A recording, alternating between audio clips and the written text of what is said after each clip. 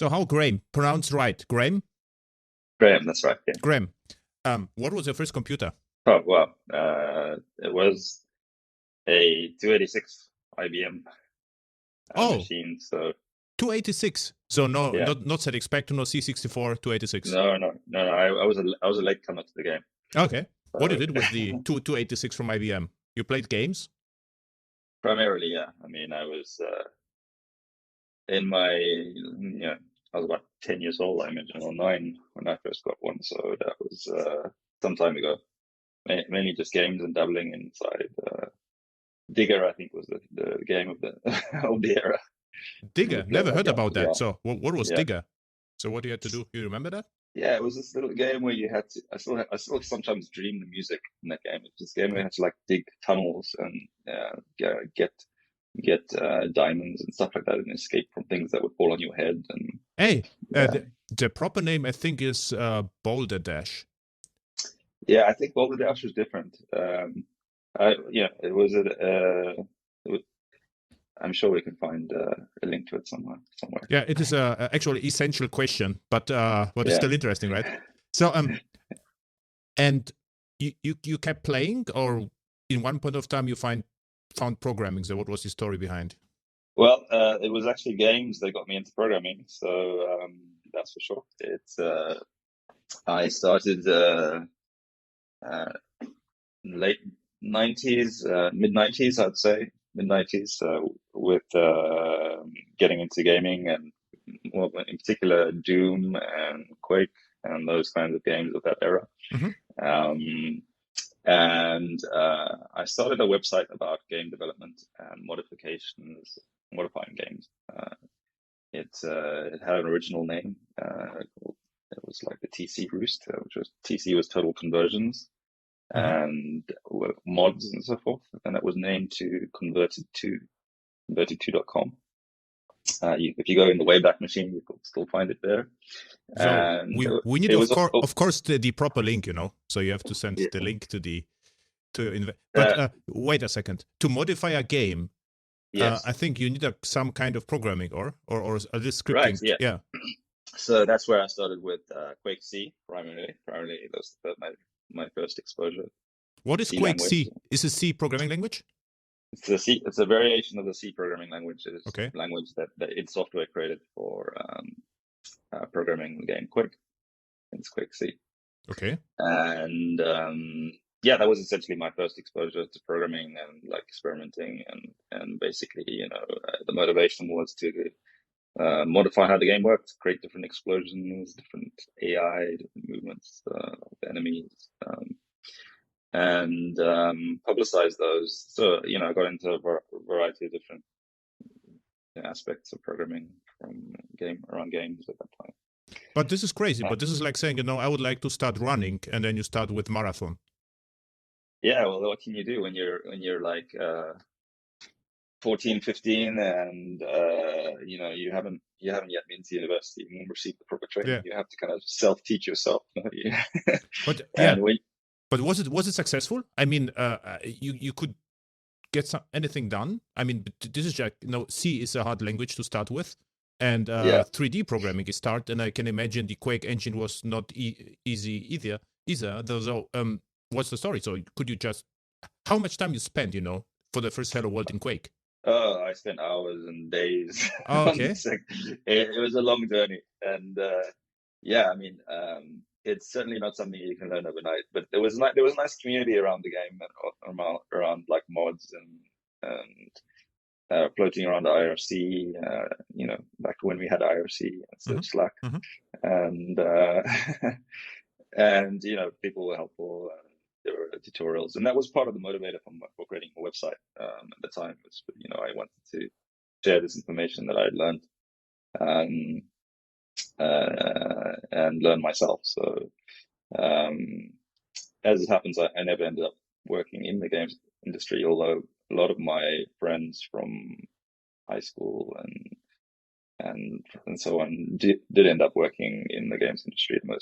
Most of them carry on in the games industry. So that's I guess that's a familiar story for a lot of programmers nowadays. how you get into programming is Okay. often the games is the source of it. What was your first mod? First mod, I think we created these custom explosions for the rocket launcher, I believe. Okay. So it was so they kind of made a bit like fireworks effects whenever the rocket exploded, as opposed to the regular boring explosions. Doubling in sprites and that kind of thing, and making those appear and so forth. But it's unbelievable, really. I mean, if I can imagine, the effects alone. I mean, they are already challenging, and with the physics and C programming, I could imagine. But these were not close to being professional effects, right? Okay. No, but still, I mean, as a very first programming task to do something like that is incredible. Yeah. Well, I had another guy that I worked with. I didn't even know his real name. I'd like to find out one day. Everybody was supposed to like code names back then. Okay. But what was his code name? I'm really curious now. Like Crazy Blaster or something like this.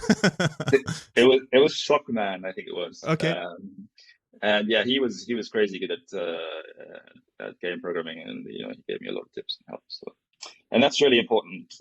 Like for anybody like coming up in programming, is like nobody learns this stuff by themselves, right? Mm-hmm. I have throughout my career, like really worked with some amazing people that have helped me, including in the open source, right? I had no idea about open source, and I started working at this e-learning company, and I had a great boss who wrote the book on a product called Apache Cocoon, which at the time I know that. Okay, so XML XSLT publishing pipeline, right? Right, and he was a major contributor to that, to Apache Cocoon, and really showed me what can achieve with Cocoon. And Cocoon was actually very popular in Germany. So I remember the JAX conferences. There were lots of Cocoon talks around 2000. 2003. Yeah, something like this. It got really popular, and my boss was a published author on the subject, and it really opened up the mind in terms of how we could work in the future, and that's how I really got into open source, because. So, but I think you are the one of the Vue developers with first programming language Quake C. Yeah.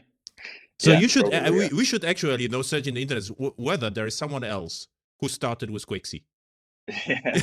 There's probably not many. Yeah. No, yeah. And what is your second language? C, I guess, right? The C and then JavaScript initially in the browser, and then Java. Why in the browser? Just for the what you did with JavaScript? You just regular JavaScript programming like Ajax and stuff like that, or more? Yeah, that kind of stuff, and also to interface with Java applets. I transitioned to work. I think my first job was in e-learning, and but wait a second. You started hacking, with 15. So what happens between 15 and your first job? So I think you went to school, university, or something like that, right? I did not go to university. No, I am one of those kind of people who never made the journey to university, and I got hired. It was '98. There was the internet boom. Mm-hmm. By the time I finished high school, I'd already built up quite a CV just from self-learning and self-publishing, and built my own website and so forth. And but everything was Quake and the game related, right? What you did back then, or was it something else? And the websites, in order to basically publicize what I was working on, I created websites and design websites, and HTML, JavaScript were valued skills back then, and not many people knew how to put together websites and so forth. I joined this e-learning company, and e-learning courses, were, in order to track your progress on them back then, we used a standard, probably many of them still do, called SCORM. Mm-hmm. And it's a JavaScript interface, so we had to do a lot of JavaScript programming to interface with SCORM and track e-learning courses.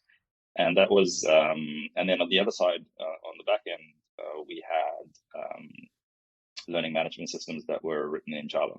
Mm-hmm. So that's really what got me started really getting into Java, is the building and creation of those learning management systems that were written in Java.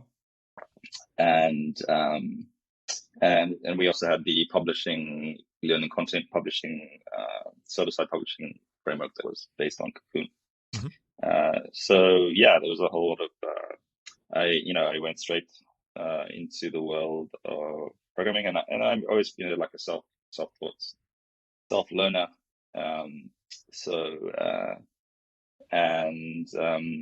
By the time I had was 18, 19, I had already done enough to accumulate enough body of work that got me hired in a role as a web development role. Okay. Which is where I started. One question, which got interesting. So, I can imagine Quake C hacker is some kind of introvert, spend a lot of time with 3D vectors and stuff like that. So why you wanted to publish your work? So it's unusual, because usually the programmers, they would like to sit alone and hack something. And if they never sell themselves, there is no marketing involved. But you were actually smart, because you created the website and published your work. So, which was, I think, very important, because otherwise you wouldn't get the jobs, right? So how you got the idea to publish that, or why?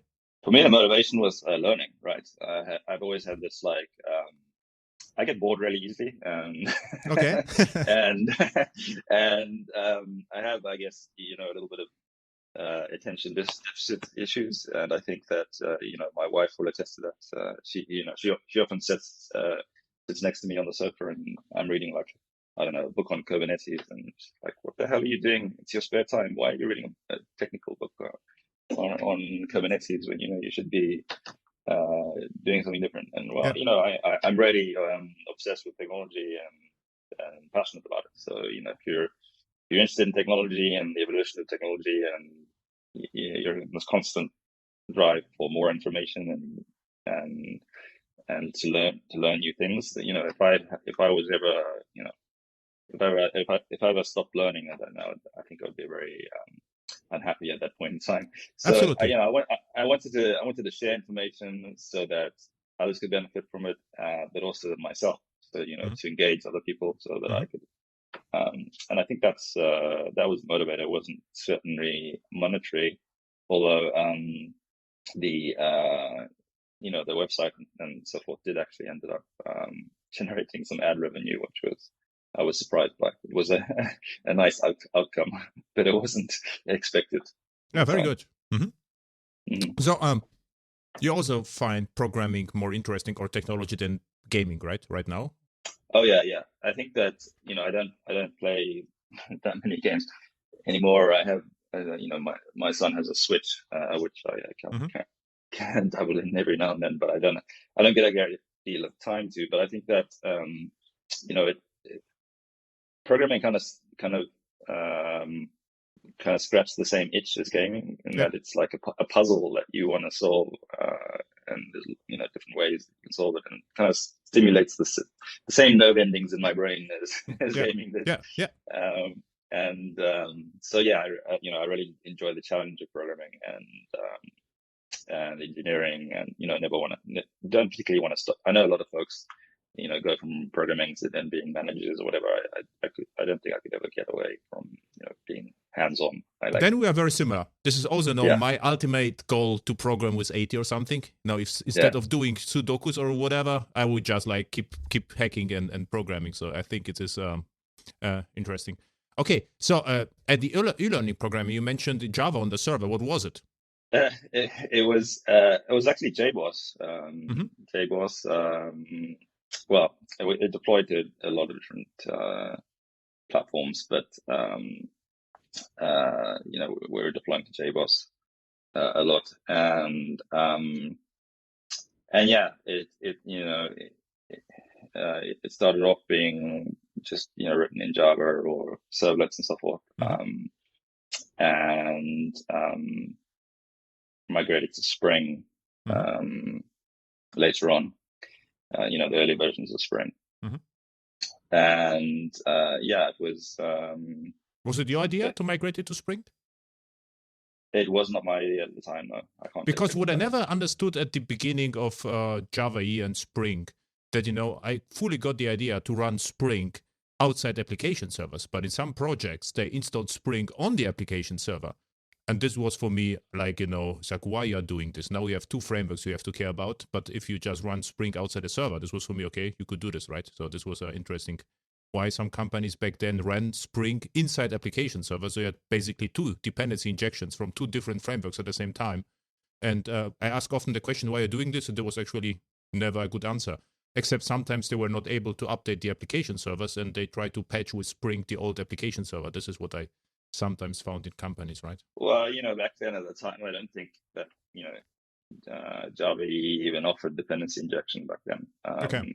So, this was early versions of the Java EE and certainly, and, EJB, early versions of EJB. And I think what really triggered the rise of Spring was the fact that, developers want to write tests for their code, and there was no easy way to test your code back then with Java EE, because when you used it directly, it kind of tightly coupled your code to the runtime platform. So Spring provided this way to kind of write in POJOs, just plain old Java objects, and then bind them to your Java EE container without coupling your plain old Java objects to the infrastructure. And you could run your tests locally, and you could basically evolve the project, and without coupling it to a particular Java application server. And it was this elimination of the coupling between the application code and the server that was compelling from the early days, even though that Spring was quite verbose in itself at that time. With the XML exactly, the XML. That was interesting. But it was nice to be able to decouple, just programming in plain Java objects that were not coupled to your infrastructure. And I think that's key. I heard this a lot of times. So there was the one explanation, and sometimes that the architects would like to have control over the dependency injection with XML. So some people like the idea that they can influence what get injected where, just you having the XML, which I never understood, because most project there was one-to-one relation, like interface impl. So there was actually no even a possibility to replace the impl, or it was not foreseen to do that. So so this is what I get, okay? And funny enough, some projects wanted to use Spring back then with the motivations you said was tests, and then I performed some code reviews, and there were almost no tests except no trivial getter setters and stuff like that. Yeah, I think that in general, there was an aspect of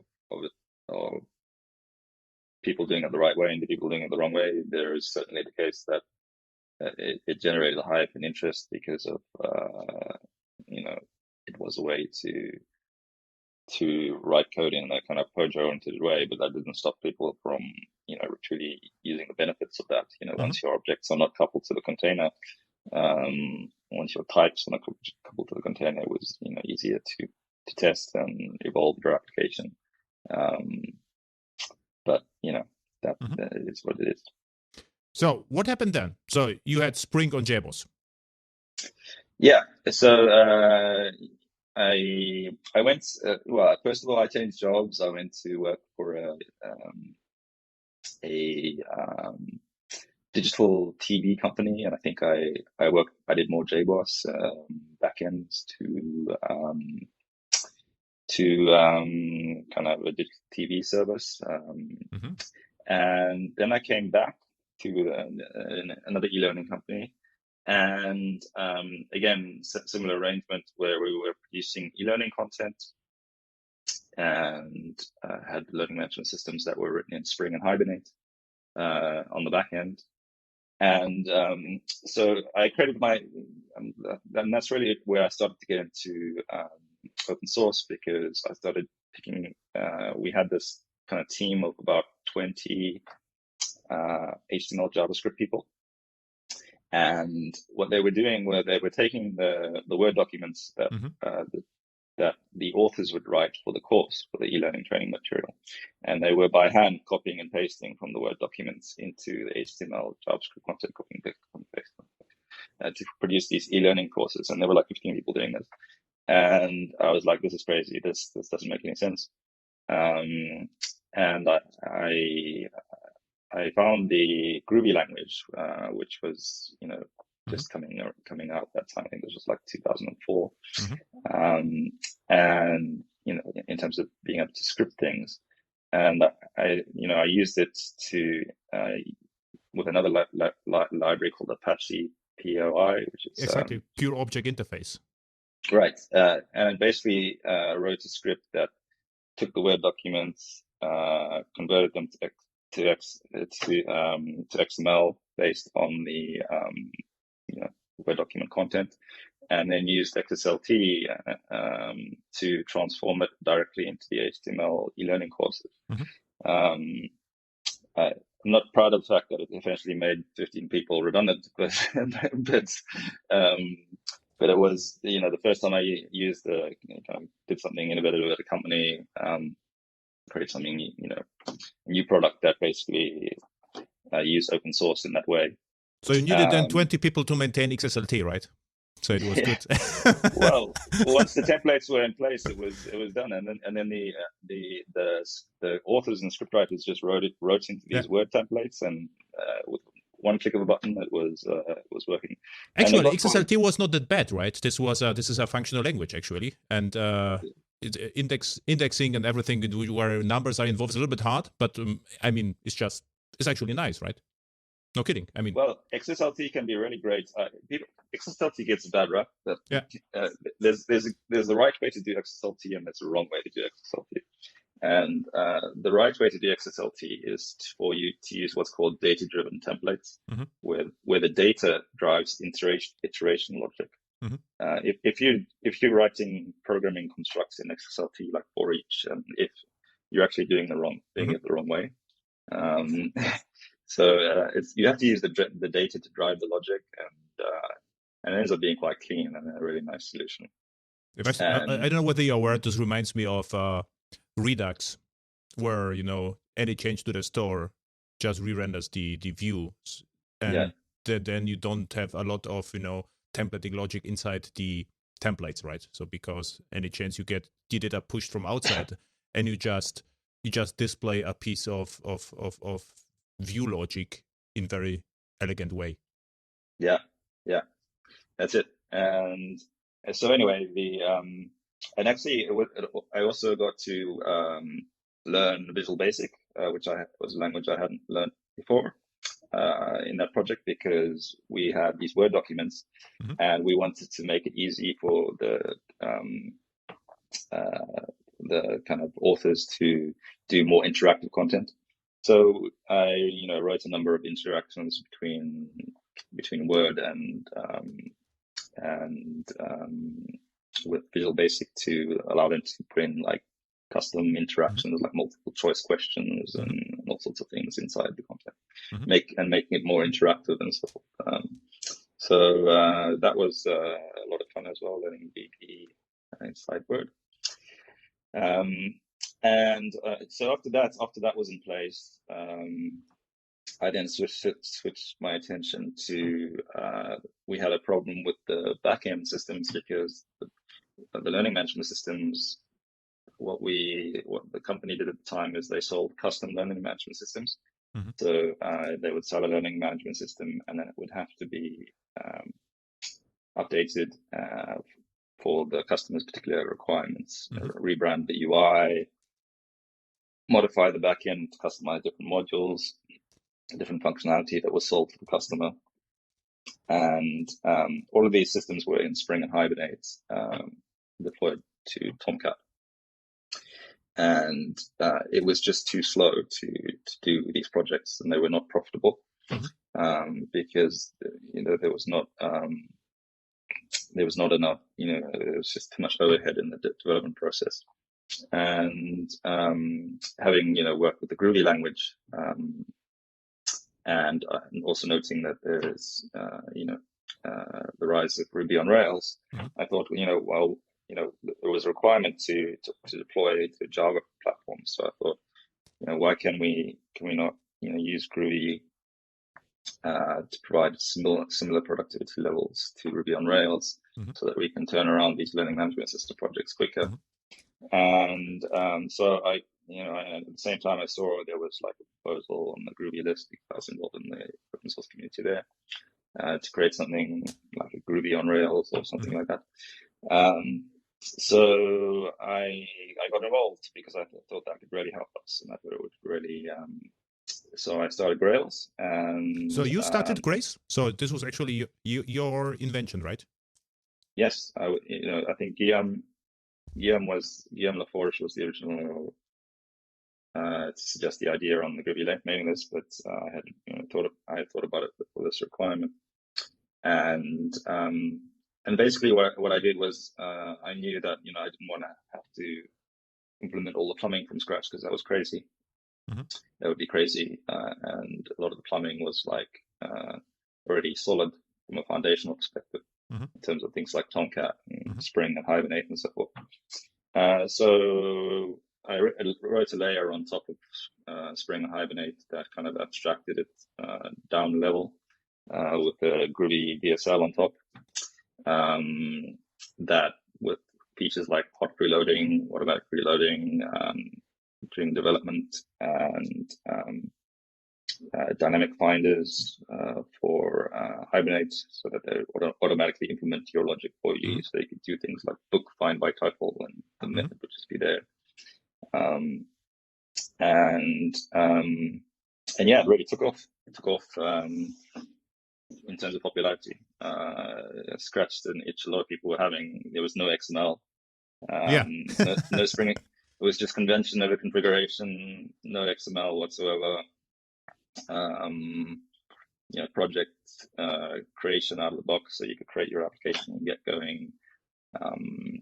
And it was really allowed really fast turnaround of projects based on Spring and Hibernate. And at the end of the day, you would tell the DevOps or the people who are going to operate the application in production that this is just another Spring and Hibernate app. So there's no difference. Just run it the same way as you do it with Spring and Hibernate.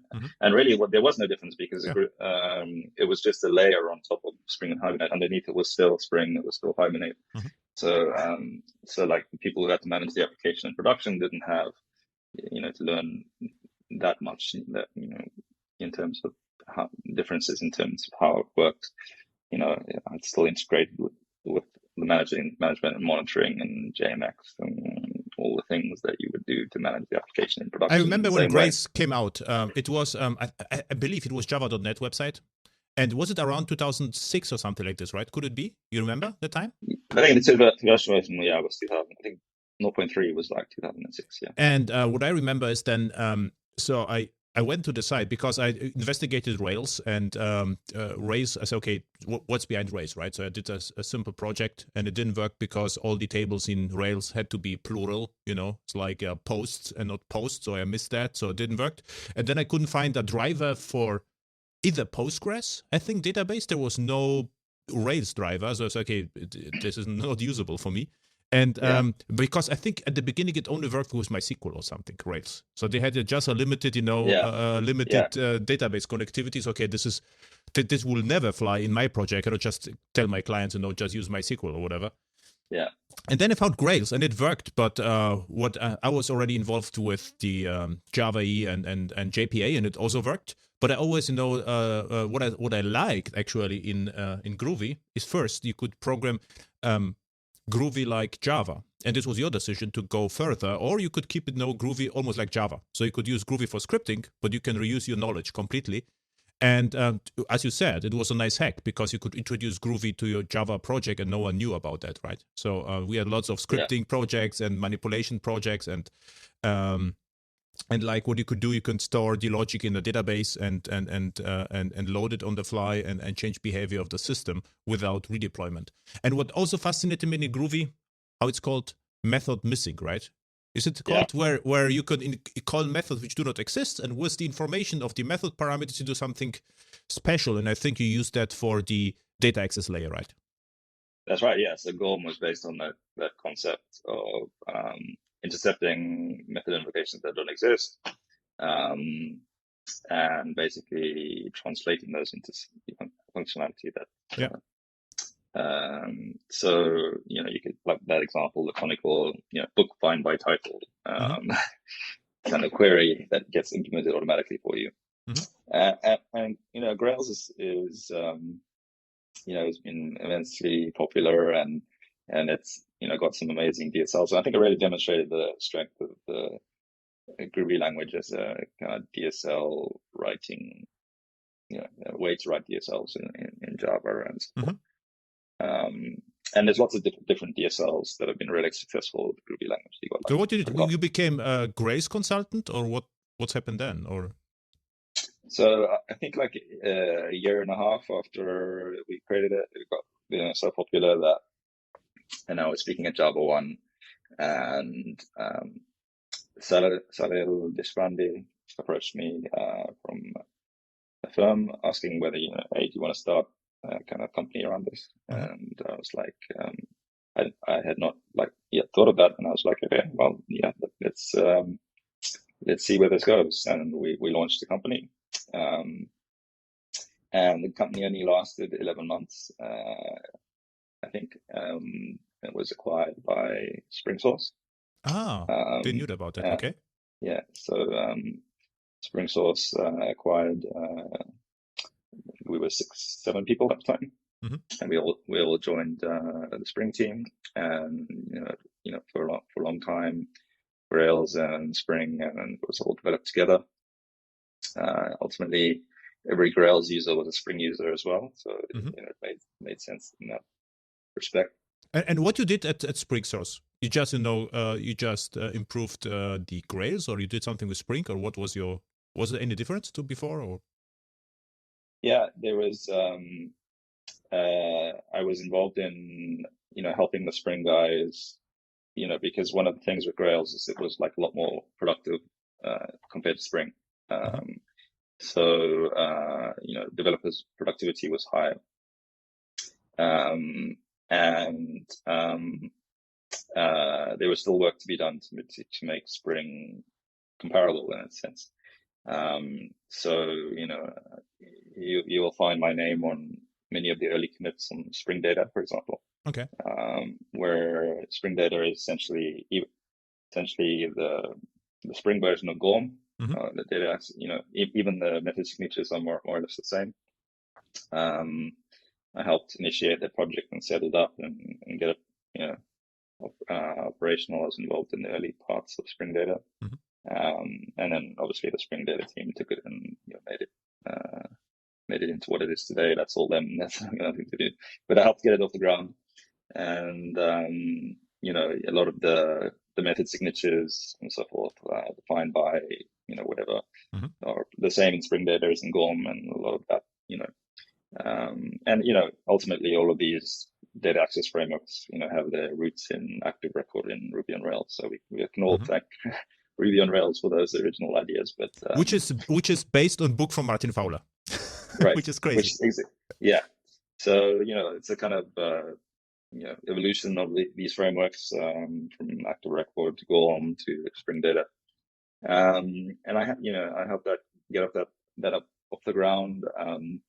And the other thing I was involved with is, I think that the Spring Boot team, they realized that, one of the challenges to getting going in Spring was the XML and the amount of,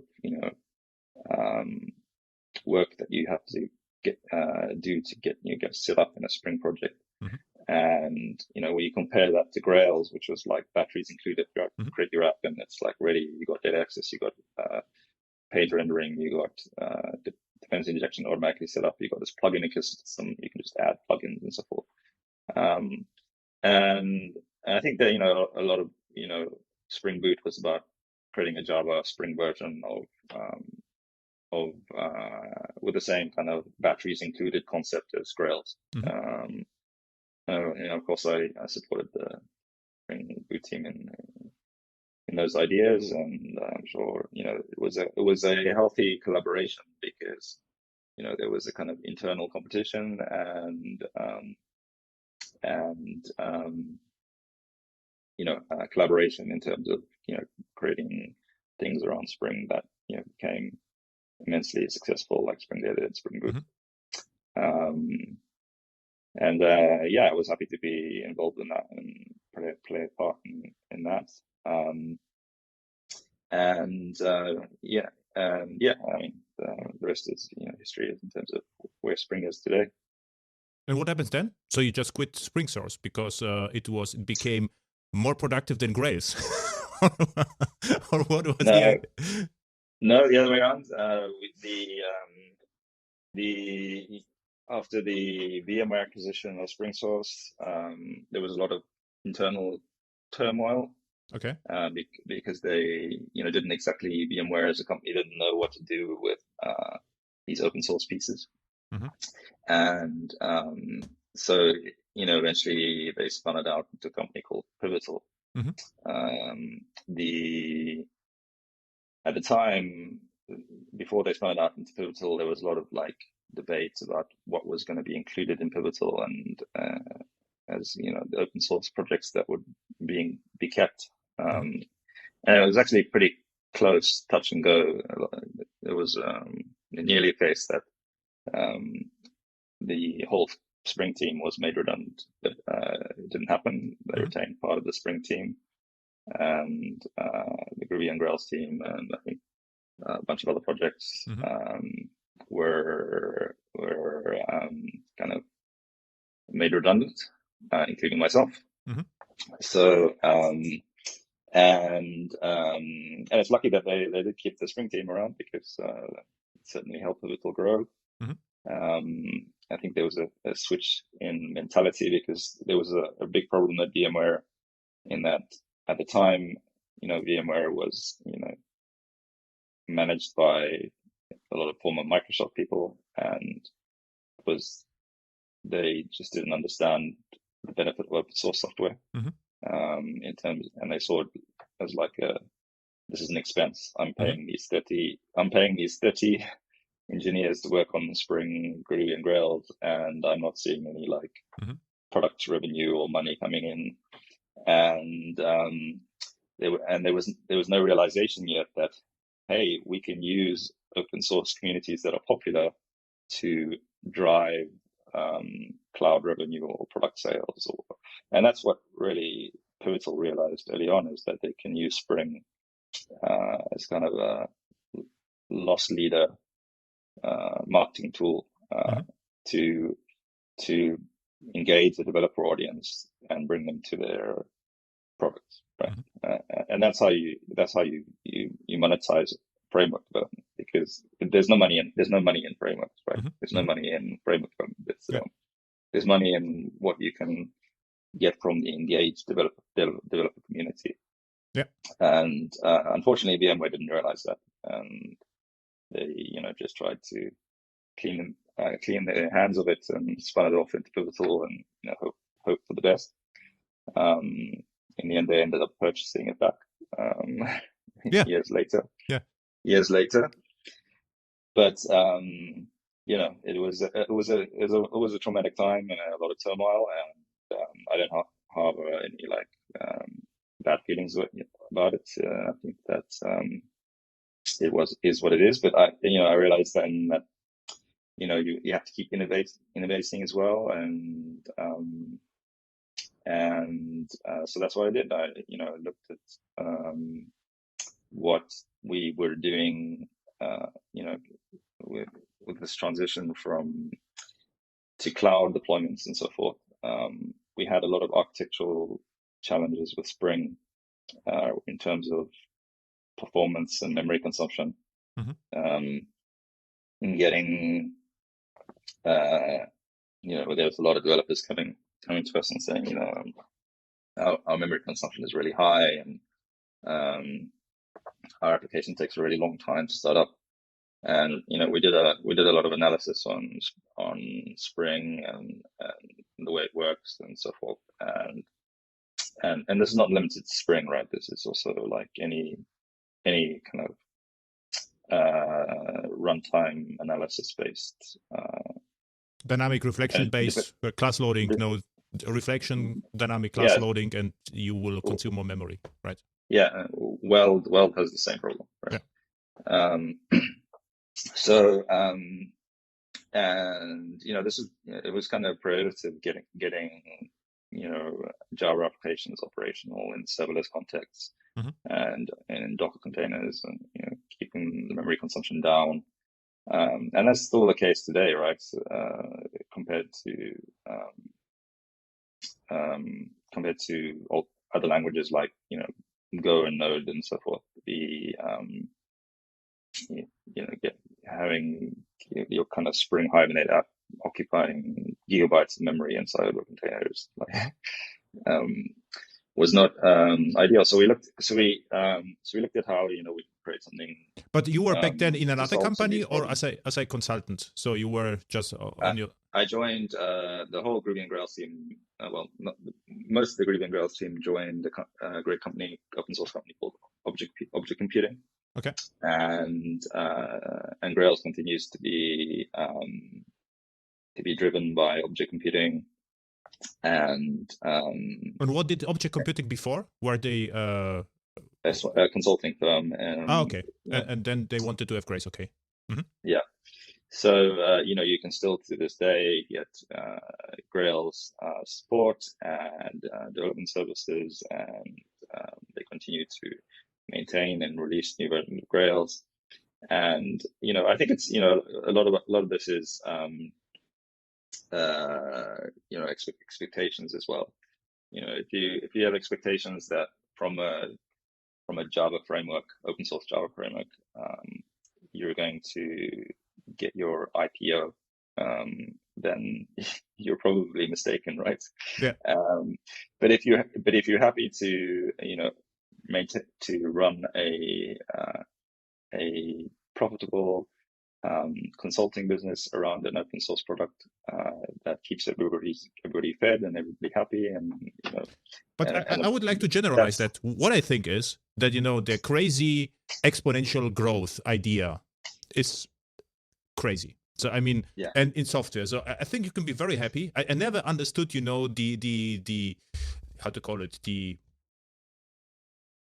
desire just to grow endlessly, because I was in companies which for me it didn't make any sense to hire more people or grow, and they had already enough revenue and they just wanted to grow and grow until they died. So I always asked the question, why you have to grow, and there was no answer. This is like so I would say it's this perfect business right now just to stay small and just be happy, right? You don't have to grow all the time. Absolutely, and I think that's what a lot of folks need to realize about open source. You can be very successful staying small, right? And maybe you are successful because you are small. You don't have to take risks. You can freely choose. What to do, and if you are growing, you are always growing on the edge, right? So this is the problem. And there's a lot of successful open source projects that are operated that way, right? You look at things like what Juke and so forth with Lucas Eder. Perfect. Where an example of staying small, focused, and just building a business that's makes everybody happy, and Jabos at the beginning was very small. Jabos at the beginning were like 3 people, right? So exactly. And I think that with object computing, they have that expectation where we have this great community and open source project Rails, and they have really been great stewards of that project and continue to be great stewards of that project, and offer the services that people look for in terms of consulting and supported version maintenance, support contracts, and so all those kind of things are all available through object computing, and that's great. And I think that in terms of my time there, I was looking to see where we could take this in terms of continuing to innovate and pushing Java framework design to the next, Mm-hmm. level. And yeah, as I said, we did this analysis, and it was clear, that the architecture of existing technology stacks led to higher memory consumption, and just kind of unavoidable. And it's still unavoidable today. I don't think Spring have made in performance improvements, but the architecture is fundamentally that, right?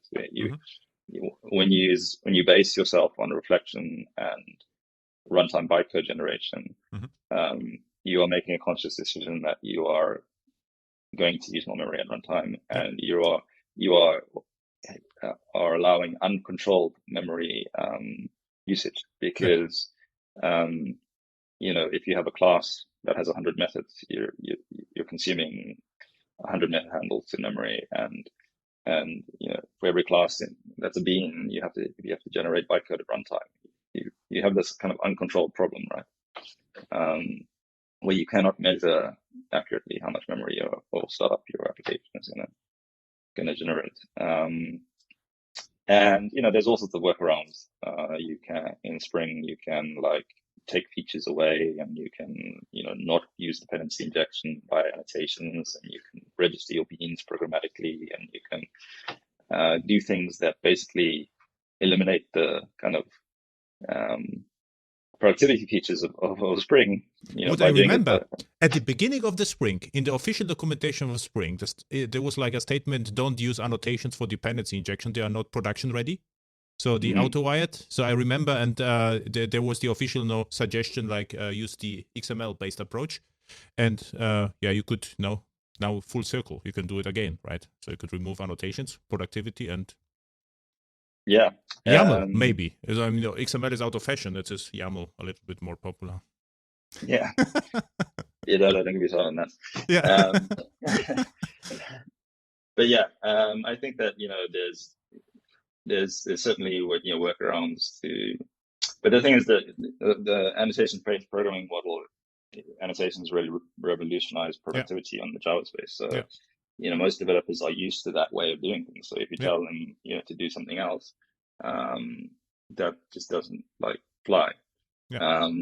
So with Micronaut, we investigated alternative ways. So you started Micronaut. Yes. Was the name was your idea? It was, yes. It's a great name.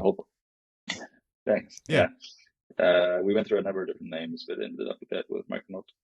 And I think it was about it was nice starting with a clean slate and thinking about, I'm going to use my kind of 13 years of experience building kind of Grails and Spring apps, and I'm going to build something that's going to address all of the problems architecturally with these frameworks. Maybe it introduces some other ones, architectural problems, but certainly not as great in terms of runtime as what exists today. And I think that what we wanted to do is to be something that when your application starts up, it was already pre-wired together, right? And eliminate the use of reflection completely, or eliminate the use of runtime created proxies or runtime bytecode generation, eliminate completely dynamic class loading, so that everything was just like the system class loader. So so much, I think over the years, so much productivity was lost in Spring, where trying to figure out class loading problems, and because there were good reasons to have custom class loaders in the days of application servers. Because you needed to be able to deploy and redeploy your application, undeploy and redeploy your application to a running JVM. But in a containerized world where you're building runnable jar files, it serves absolutely zero purpose having a class load, custom class load, and dynamic class loading. There's no need for it. Just adds complexity, overhead, and bigger stack traces to the program. And that's actually another thing that was really nice to address. Spring has become in Spring. You have these massive stack traces due to the use of runtime bytecode generation and reflection and so forth, and the different layers of the stack. The stack traces were so big in Spring that for startup errors, they actually ended up producing their own message startup exception handler that kind of got rid of the stack trace and just kind of tried to give you some error diagnosis. So if you get like a dependency injection error in Spring nowadays, it doesn't actually show you the stack trace. It shows you like the diagnostic message, because the way it kind of hide how big those stack traces are.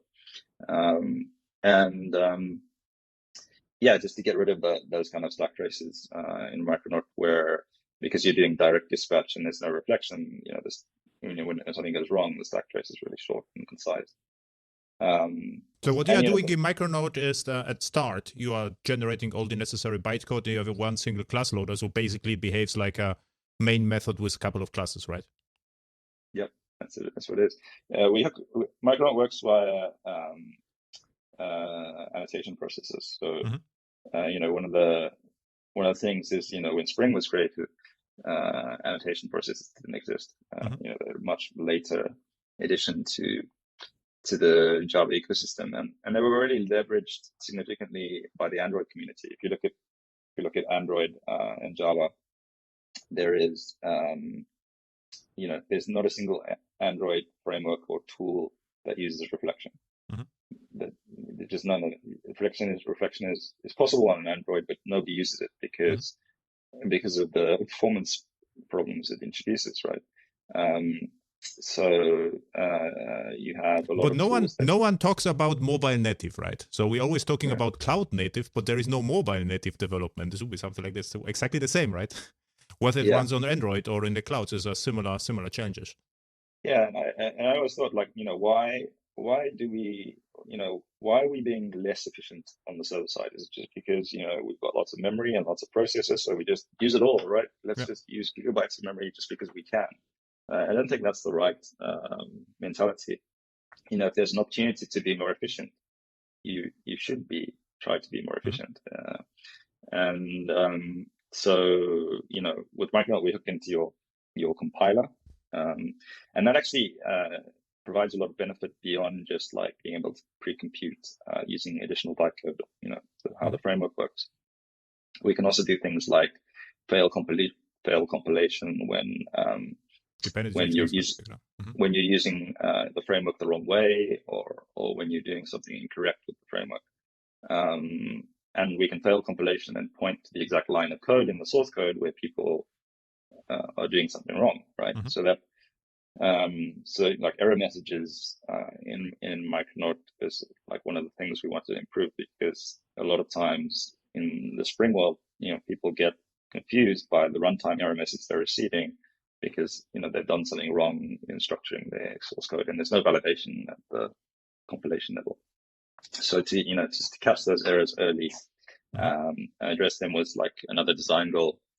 So and essentially with Micronaut, what we did in terms of the points at which a framework interacts with your application, there's only very few of them, right?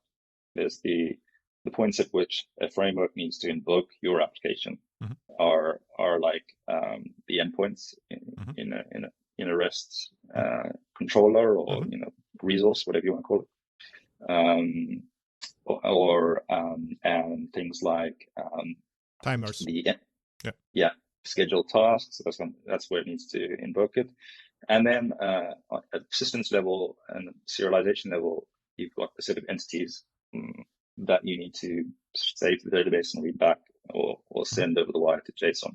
Those are the points of reflection needed in a framework, right? And we basically do something that eliminates the need for reflection at those points. So we generate a method handle at compilation time just at the places the framework needs them. So that means we only have like certain, way fewer objects than Java.lang or reflect methods, right? We have like 4 method handles in your application, or 5 or 6 or whatever it takes to implement the logic in your app.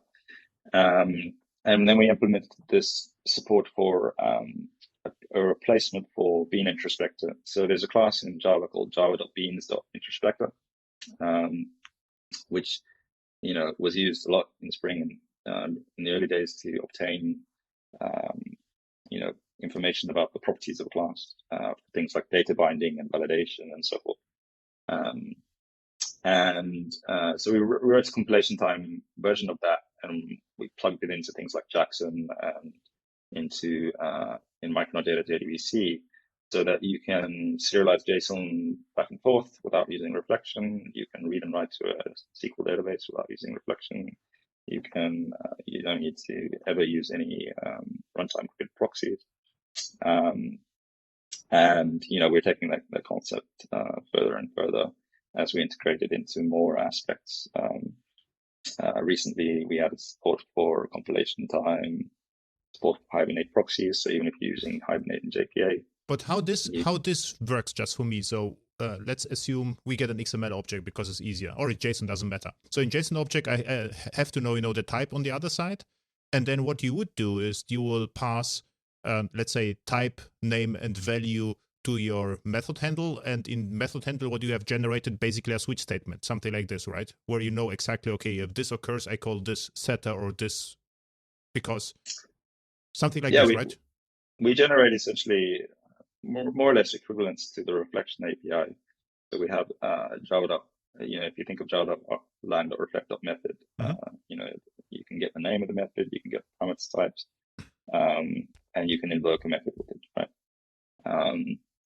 And we have an interface called executable method, which again exposes the method name, exposes annotation metadata about that method without actually reading the annotations themselves. Computing it and merging it all into a kind of form where we can read the annotations, and it adds an invocation handle so that you can invoke the method. Which is hard coded, right? Because the handle was generated by the compiler. This is the entire trick. It's direct.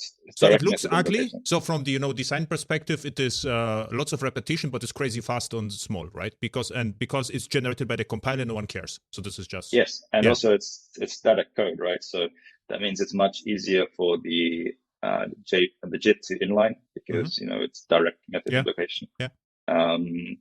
And it's fast, right? It's really, really fast because if you look at the history of where this has gone, people started using reflection in the beginning, and then they realized, damn, this reflection thing is quite relatively slow. It's the slowest thing in Java you could actually do was reflection. Yeah. Still. It's still reflection, right? So so then you had the emergence of things like cglib to try and generate bytecode at runtime to invoke the method, which again that means you're like using more memory consumption at runtime because you have to generate bytecode and store it. Then you had Java assists because cglib had problems or whatever else. Today you have ByteBuddy.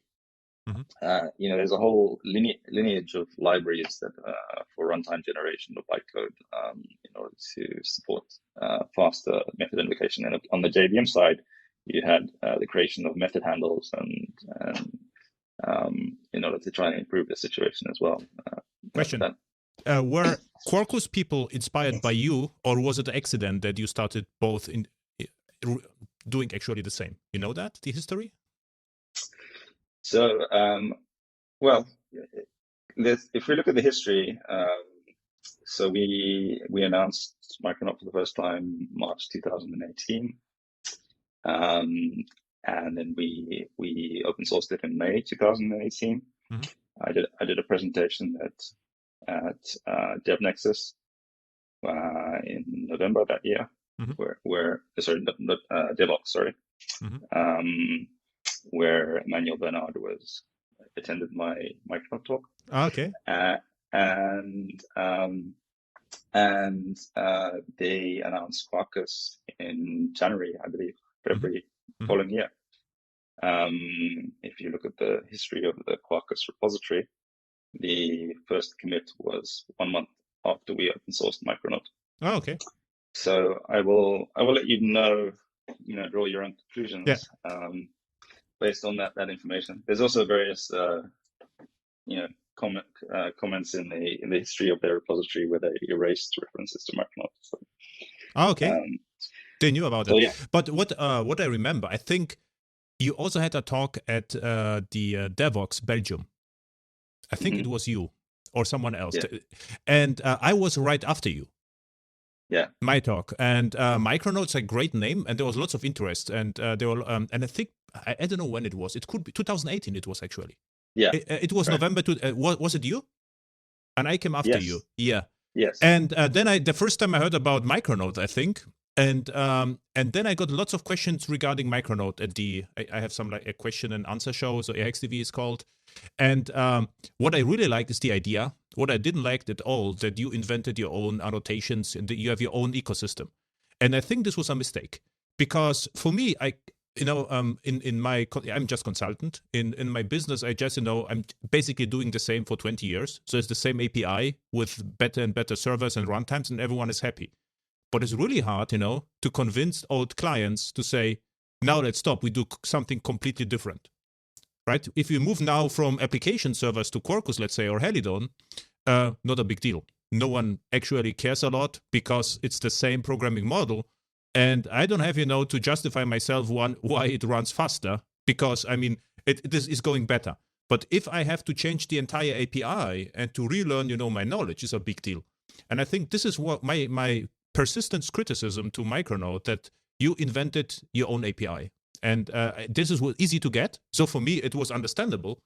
But how I can, I cannot go to companies. So now we ditch everything, or we might have migration to something else, because really big companies are sick of migrations, is what I can tell you. No one likes to migrate just to save memory, right? And the next problem is, I had also the chat with the Quarkus guys and Red Hat guys. The enterprise projects don't have these memory issues a lot, because let's imagine if you have a huge enterprise project, maybe you have 4 nodes running in production. Whether you're spending, 100 euros more or less a month, it is not a big deal. If you're a startup, and let's say Netflix not a startup, and you're operating a Netflix scale, is a complete different story, right? But in my projects, they're mostly, let's say boring projects with large companies. So if you would even save, 40% of RAM, the manager will ask me, what I can save on Amazon and Asia. So, okay, we save, 50% of RAM. It means 200 euros a month. So, okay, what they are doing here, right? So this is a little bit different story, but it's very important to be leaner. Otherwise, at the beginning of the project, developers would just pick Go or Node because they don't like the fact that Java is bloated, right? But if the project already runs, it's really hard to convince someone, to refactor just because of memory. So I think, yeah. Why you invented your own API? I always wanted to ask you this. So I'll address some of those questions. First of all, we did want to support standards at the beginning of Micronaut, and in fact we did an evaluation of CDI. Mm-hmm. But there were parts of the API in CDI and in others that were coupled to the use of reflection, and so we knew we could not be SPIC compliant. Mm-hmm. And we did not have the weight in terms of industry name, like Red Hat, for example, mm-hmm. to come out with a non-SPIC compliant implementation like Quarkus, mm-hmm. and say this is okay, right? Mm-hmm. We had a feeling that if we did that, we would upset a whole bunch of people, because we would be putting out something using specification-based APIs, but that was not spec compliant. Okay. As it happens, Red Hat and Quarkus ended up doing that anyway. Yeah. With Quarkus, which is not spec compliant. With any of the specifications that it's claiming to support. So in hindsight, maybe it would have been better to just come out with standards-based APIs and forget about spec compliance and look where it goes. But we did not want to do that yet. Yeah. And the other thing was that if you look at the design of the API of Micronaut, is that we myself and all developers on it are former Spring developers, and we wanted to create an API and an experience that was easy to migrate to from Spring. Oh, okay. fundamentally, Spring is 85% of the addressable market in terms of adoption of Java frameworks, I would say. And that hasn't necessarily changed because there's a lot of Spring developers and a lot of Spring applications out there. So we wanted to create something that appealed greatly to Spring developers and was easy to learn if you're a Spring developer. And that is, if you're a Spring developer, Micronaut is currently much easier to learn. Now I understood. Than Quarkus, for example, because it's structured and implemented in a very similar manner to the way Spring is structured. I would say Micronaut can be kind of regarded as like Spring without with the kind of the bloated bits taken out, and kind of merging. Spring has this long history where you have this one project on one side called Spring Framework, which is kind of the core, and you have this other project on the other side which is called Spring Boot, and they kind of are separate and sit separately, and there's this decoupling for some reason, which if I would just merge those two together and call it one thing, not nowadays, because there's lots of like layers in between and lots of legacy that has to be maintained by Spring Framework. Just opinion on that. What I did, I think it was 10 years ago. So I did a JavaFX work a lot, and I thought about how to. The problem was there was a designer with XML where you can just theme builder, or you can just create the user interfaces in XML. But this was generated code, and I said how we can separate that, and there was a possibility to create a kind of dependency injection. What I did. And the first problem, I wanted to use dependency annotations. And I thought, okay, how to name the annotation? And what I did is the very first thing is I picked the JSR 330 at inject. So without any thinking, about spec compliance, like at least it looks like CDI. It will. There are no scopes, but the API is the same. I don't have to think twice. And I took a look at Maven. They also use in plugins the at inject, and even Eclipse. I think the plugin development you can also use the. From Ro Johnson, this at inject and the script. So the CDI is based on two layers. It's the JSR 299, I think. This is the request scope, application scope. The produces the heavy stuff, and this stuff which came from actually Spring. Ro Johnson was the at inject singleton, and I think provided just 3 annotations. So but it's too late. But I never understood this, but this is a good answer actually. And back then. I don't know whether it would be an issue because it should work in 80% of all cases, I would say. And at the Sun time, I think until 2009, they were very strict about the compliance. So back then, if the server was not Java E compliant, it was a big deal. And now I would say Quarkus is not compliant, but I also don't care. If I can easily port my Whitefly to Quarkus and everyone is happy and it works, I don't care. And what I know is if it breaks, then I can port it to Helidon. This is the beauty, because Helidon is compliant, so it will break some parts, but it's not a big deal. But I don't have to rethink the API. So for me as developer, the API is very important. That I don't have to recompile the stuff, and I should be able to put the war or jar or rebuild it with Maven and see whether it starts up. So if it starts up and I see the errors, I'm already happy without too much fiddling. So first of all, on that subject, Micronaut already does support JSR 330. So we made an effort to support standards where we could. Super. So Micronaut JSR 330 works fine, and we have the TCK running in Micronaut. If you look at the test suite, it's there, and we passed the JSR 330 TCK. It was a specification, like you said, that was simple enough that didn't have massive overreach, that was possible to support, right? The problem for us with CDI was that it is a specification that includes massive overreach, right? It's huge. and includes all sorts of things that for a lot of developers are not relevant today. Things like conversation scope and amongst other things. And also had this coupling to reflection-based approaches, particularly with the runtime extension, portable extension model. So we knew we were not going to be able to support it. That's why we didn't make an effort to do so. And JSR 330, on the other hand, is something that we knew we could support, and therefore we made efforts to support it. And we also did the same thing with JAX-RS, right? There's a Micronaut JAX-RS module, which you can add, and you can use JAX-RS annotations in Micronaut. And build your application completely with JAX-RS annotations.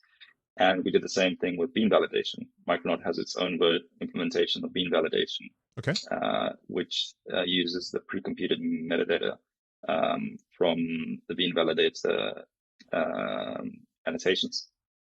And it's much leaner and lighter. It's like 200 kilobyte Java file compared to Hibernate Validator, which is like 2.5 megabyte or something, and starts up instantaneously and doesn't have all the legacy that Hibernate Validator has. And that is all using the JavaX validation package at the moment. We'll be switching it to Jakarta in Micronaut 3. But you can use those validation annotations. So if you look at it, if you're building an application and you choose to use the JAX-RS annotations, you're using the bean validation, API validation, using JavaX.inject in your Micronaut app, you can pretty much achieve quite a bit of portability in between applications. Maybe not to the extent of Helidon. But this is great news, actually. This goes in the right direction. So how old is it, the JAX-RS and bean validation introduction or addition to Micronaut?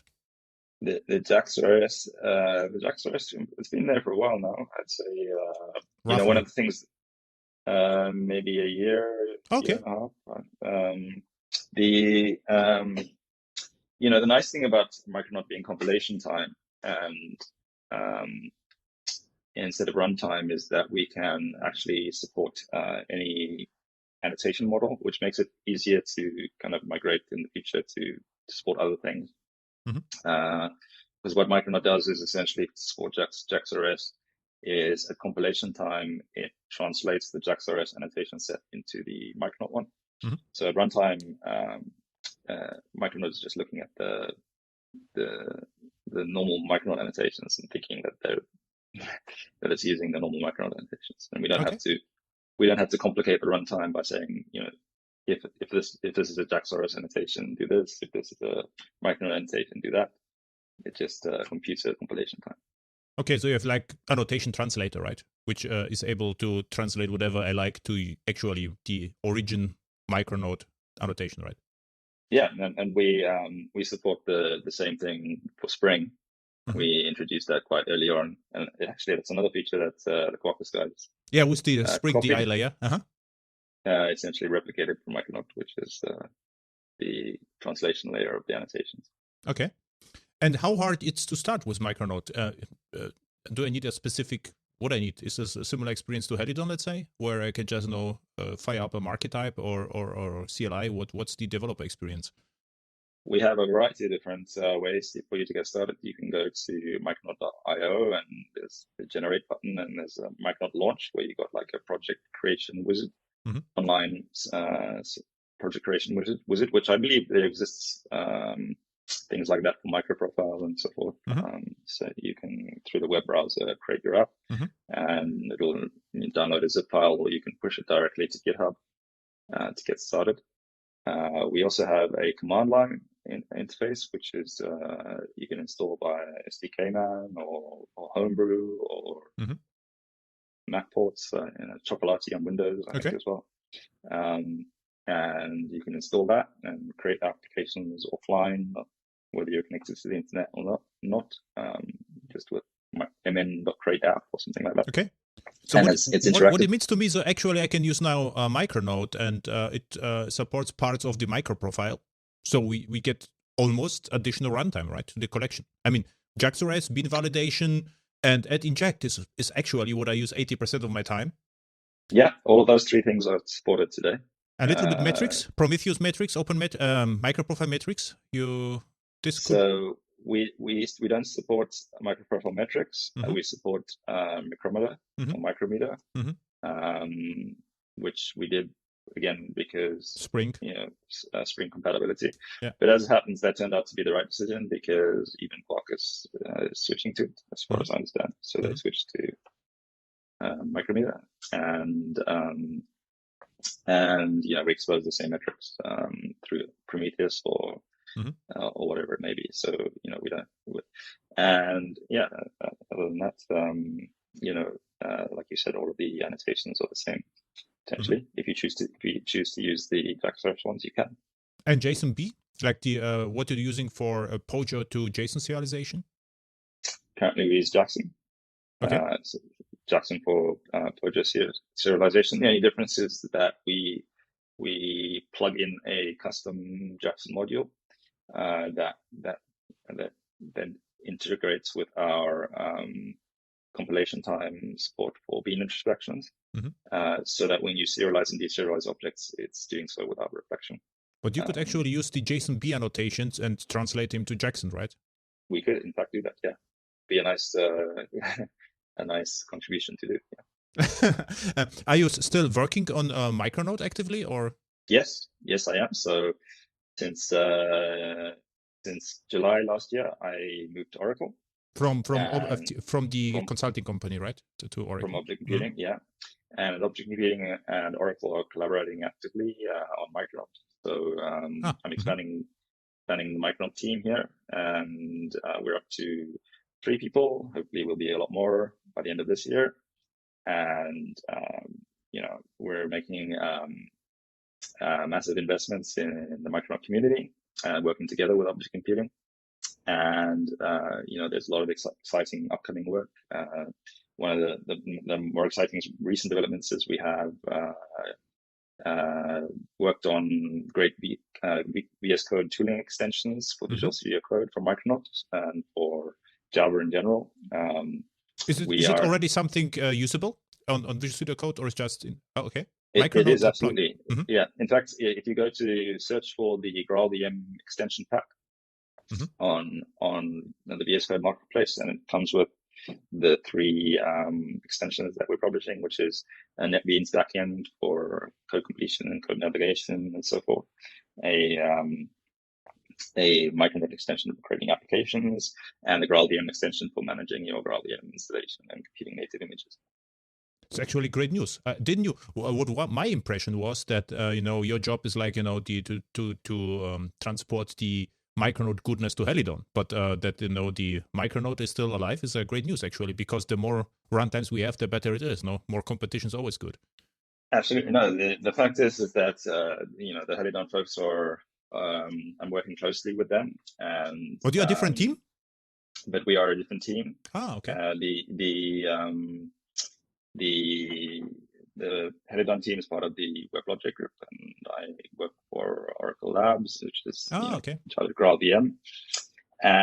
But we want to support the Helidon team's journey into being more compatible with AOT ahead of time compilation concepts. So that's again, eventually the hope is that we can get Micronaut more compliant with standards. To the point where Helidon can adopt it instead of Weld for the DI and dependency injection part, because Micronaut is very modular, right? The dependency injection part is just a small module that you can optionally include. And the future, and the hope that we have them integrated nicely, such that you can essentially create your Helidon app and use Micronaut for dependency injection and wiring and so forth. So can we say that Oracle actively supports Micronaut, right? Absolutely. Yes, you can. That is a great news. Oracle actively supports Micronaut. In fact, if you go to developer.oracle.com and I think it's the Java Cloud page, you will see I've pasted in there. You'll see that the Micronaut and Helidon are there side by side, and Micronaut is important technology for Oracle, and it's a much more natural fit for GraalVM native image and creating native images. It's actually interesting that history, because when we started building Micronaut, we had no idea the existence of GraalVM. Hadn't been announced yet, but as soon as it was announced, and we saw like oh wow, you can turn your Java apps into native images if your application meets these requirements XYZ. And the requirements at the time were like if you use reflection, you have to do this. If you use runtime bytecode generation, you have to do this. If you use dynamic class loading, you have to do that. And there were workarounds for each of those things. GraalVM native image does allow reflection. It does allow in the latest version that just came out, it does allow runtime bytecode generation. But each of those things kind of required a little bit of extra work from the developer. And we were like, wow, this is, we don't do any of these things. So this should just work, right? So we hooked up Micronaut to GraalVM and had it building native images in no time. And I think that, using a framework like Micronaut that pre-computes your application infrastructure is a much better fit for AOT, because it doesn't require work from the developer, and everything that we build for Micronaut is automatically compatible with native image, right? The problem with you have to know in GraalVM the dependencies in advance, right? If you know the dependencies, you can pass for optimization, and this is the problem with dynamic code or dependency injection. You actually don't know what gets injected, right? So you will have to do spend lots of time saying XML probably, or YAML, here's the list of classes, optimize them for me, but you already know it. And So whatever you build with Micronaut, if you build a module for Micronaut or a library or an application, it's automatically compatible with native image. And that's a big deal, and it scales a lot better. I think if you look at, for example, there is an effort to get Spring operational on native image, and they've actually achieved remarkable things. I got to say, the Spring Native project come a long way, but it works completely different to the way Micronaut does. What it does is it analyzes the conventions in your application and kind of like handles a few use cases that are kind of known by kind of pre-configuring things and so forth. But every time the Spring team comes with a new library or a new module, or they have to update and maintain this kind of integration that is kind of hanging together by a thread. I wouldn't like to be the one maintaining that and making sure it's updated and working for every single use case. So whilst I think it scales better having a framework that just is out of the box. Yeah, and as I said, I'm consultant, and for me the servers, application servers were, as I said, were already small enough not to be a problem, because in most cases 128 megs RAM was okay. And then there were lots of frameworks like Whitefly Swarm and Thorntail. And this was for me, I completely ignored these efforts. I said, okay, what they are doing here? You are saving 10 megs more. They try to be smaller without changing the architecture, basically. So they simplify a little bit, and they get rid of one class loader, but behind the scenes the same happened. So I was completely not interested. And for me it was even worse, because you get another runtime which is a little bit smaller, and it implies it is smaller, but it adds a huge amount of complexity. So what I really admired in Whitefly and Payara and OpenLiberty, still, you get one package and you start coding, right? And with the micro frameworks, not Micronaut, but these Whitefly Swarm and Payara Micro is different, but Whitefly Swarm, you got choose your right service size, and you had to pick from the homepage. Do I need JAX-OS with transactions? JAX-OS without transaction was a crazy thing, and you created your own unique snowflake. And if there is an error, you hope someone else runs similar runtime and hope they are compatible. So I never liked the approach. But but why they were so complex? Because shared deployment, you said redeployment and the class loader isolation, because the server were meant to have multiple isolated wars running on a single server, which are highly isolated, and this introduced huge complexity. But now we have Docker containers, so I would say the container logic moves almost on the OS level. So now you can, get rid of the complexity and optimize at build time. And this is the big deal. And if you do it from scratch right Absolutely. now, everything becomes, reasonable, smaller, and this is the right choice. It's not like patching. You are starting from scratch and you are creating a simple system. And this Absolutely. is what I like. That's Micronaut has a fair amount of complexity in the compiler, in terms of the compilation process. But at runtime, it's really simple, like you said. This flat class loader is just a system class loader. You can plug in different servers. You can plug in Netty, and we have support for Jetty and other servers as well. But the actual kind of runtime part is really, really simple. And this, reduction in complexity leads to reduction in memory consumption and reduction improvements in performance. And there's more that can be done in that area, but I think that the reduction in complexity is a big deal for these modern frameworks like Micronaut. What I also heard that you are working, somehow there will be, Helidon will be able to use the data access layer from Micronaut. So there's like collaboration there, right? So that's the other collaboration. In the meantime, we wanted to make sure the Helidon team and the Helidon project had access to some of the nice features in Micronaut itself. So there's a new Micronaut module for Helidon, which allows you to plug in parts of Micronaut, including things like Micronaut data. Micronaut data, Micronaut's validator as well. So if you prefer to use the bean validation from Micronaut, you can plug that in through Helidon's extensions. That's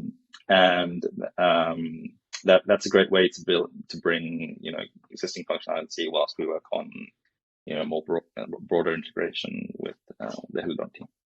Full circle, right? So now the WebLogic team, which runs Helidon, gets the Spring functionality without the stack traces, right? Yeah, absolutely. and Micronaut data actually is an interesting project by itself because it works completely differently to GORM and to SpringData. Okay. we talked about how GORM used the method missing approach to kind of do runtime translation of the method into a query. SpringData works more or less the same way. Micronaut data, on the other hand, actually computes the queries at compilation time. Yeah, because you see the method and you can, with the compiler, this is... So it hooks into the compiler and basically stores the query that has to be executed in the annotation metadata. So at runtime, it's really simple. At runtime, it's just, get the query string. We can pre-compute the parameter binding between what is parameter and what how in like SQL and in Hibernate, we basically have set parameter number, and so we pre-compute that, the kind of binding between that at compilation time. So it's just get query, get parameter from each index position, set, execute, and then convert the result. What you could even do, right? You could even create a tables at compile time. Yeah. Would be technically possible, actually. Absolutely, and that's another area of exploration and innovation that I'm sure we will be looking at in the future. So that and potentially the opposite, right? You could create the entities from the tables at compilation. At compile time, right? Because you can connect with JDBC, fetch the metadata, and then exactly. Yeah. This is actually exciting, right? So what you can do right now, just and at the end of the day, get familiar API with all the goodness. Okay. What was harder? Creating the effects, firework effects for the blaster, for the rocket launcher in Quake, or starting Grails. what was more work? The Hello World Grails or Hello World fireworks in rocket launcher. Hello World Grails was definitely a lot more work. Oh really? I thought the rocket launcher. Okay. Yeah. No, the rocket launcher was a little copy and paste and tweak that. Okay. and so forth. So Grails was a lot longer period. of work before we could realize something that complete, right? I think what surprised a lot of people with Grails when it came out, we had like a lot of users even when it was like 0.3 version 0.3, because I think people were surprised at how complete it was at the time, like how competitive it was with Ruby on Rails, and the community was huge. There was a Grails podcast, I remember. There was a Grails books. It was like a huge ecosystem, actually. Yeah. Perfect. Yeah, absolutely, yeah. So what I would really like to do is now to re-invite you back and see what you've done, so what you achieved in few months. And I really enjoyed the conversation. And now what I will do in my leisure is just to fire up Micronaut and see what happens, because I'm really curious right now. And now with JavaScript and at Inject, I'm really motivated to try it out. Yeah, try it out and let us know what you think. Like I said, the JavaScript support is there. In fact, if you go to Micronaut launch, which is the project generator, you can add JavaScript as a feature from there, and then create JavaScript controllers and so forth. Yeah, perfect. Resources. Where people can find you, Twitter, resources to your work, whatever you like, blog. Yeah. Where are you on internet? What is your Twitter handle? And my Twitter handle is Graham Roche. So you can find me there. I tweet quite often. Okay. About various aspects of Micronaut, and sometimes Grails, and sometimes Java in general. I do have a YouTube channel, and I've been meaning to pay more attention to it, but I've not been able to be as prolific as you have historically. Okay. I'm sure you can give me loads of tips on how to be a prolific YouTuber. Sure. Sometimes it is faster to record a video than fiddle with blog, and and you are motivated to try something out, and you can remember the thing. Otherwise, what you will do, you lose a lot of time just fiddling with something in the background and forget what you did. And at least the stuff is documented. My blog, but blog is more work, and something to record a video is almost nothing, right? If it will work, Micronaut with JavaScript, I will record a screencast, you can be sure, because then there is out there. This were my thoughts, and I get a feedback, and I can send the link to. And sometimes I answer questions with screencasts. If clients ask me a question, I will record a screencast and send them back. So this is very pragmatic. You will see there is no. I'm various topics on my YouTube channel, which is there is no, how to call it, there is no a theme. There are various topics all over the place. Awesome.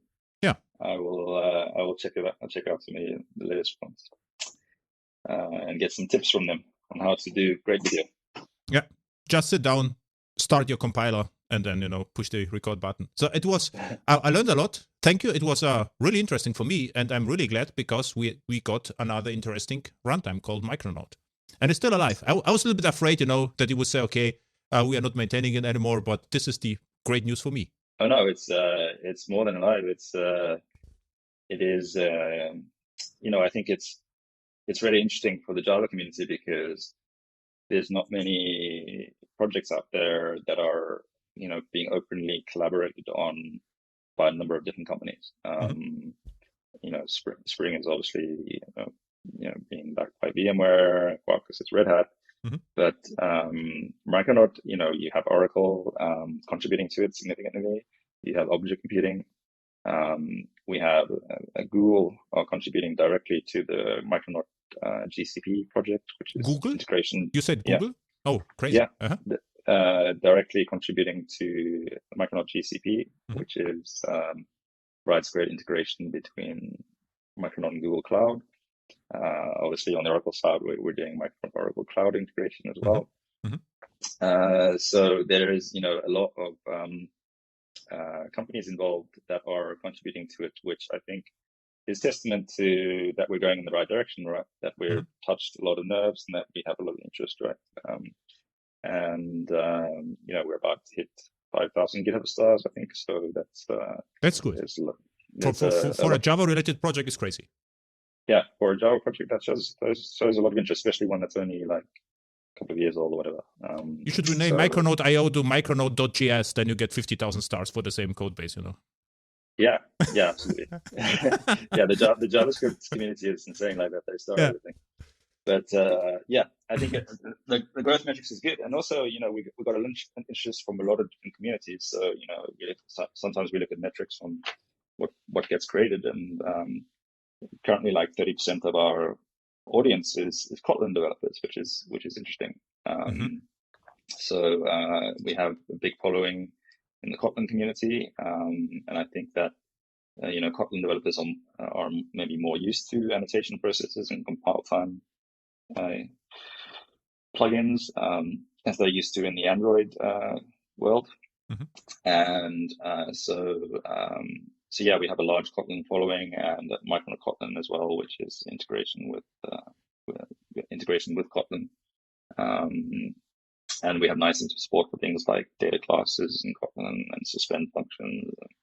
And in the latest version of Micronaut as well, talking about data classes, we have great support for Java records. Just wanted to point that out. Very good. Perfect. The only thing which I don't like is what I heard is, the dependency on Jackson annotations, but I already know your response then, create the translator. But if this would be a JSONB annotation, this would be great. I mean, yeah. This is what you can actually, you can ask, the Helidon team, because Dimitri is one of the JSONB guys. Say, okay, I gave you my data repository, give me back, the JSONB compatibility, so you can have a deal between teams. So JSON is actually a really interesting area of innovation that we're going to be looking at, because I think, one of the problems with Jackson is it kind of allows arbitrary serialization and deserialization of objects, which has led to a number of different CVEs over the years and security vulnerabilities and so forth. Not all of them Jackson's fault, but there's the whole allowing any kind of object to be arbitrarily serialized and deserialized to JSON, I think, is problematic, and can be problematic from a security perspective. And there's potentially interesting things that can be done in compilation time to alleviate some of that by kind of computing ahead of time what can and cannot be read and written to JSON. So I think that's another area of exploration amongst Micronaut data as well. So yeah, many exciting things to come from Micronaut in general in the next year. Perfect. Thank you for your time. It was really a pleasure to chat with you. Thanks for inviting me to the podcast. It was awesome.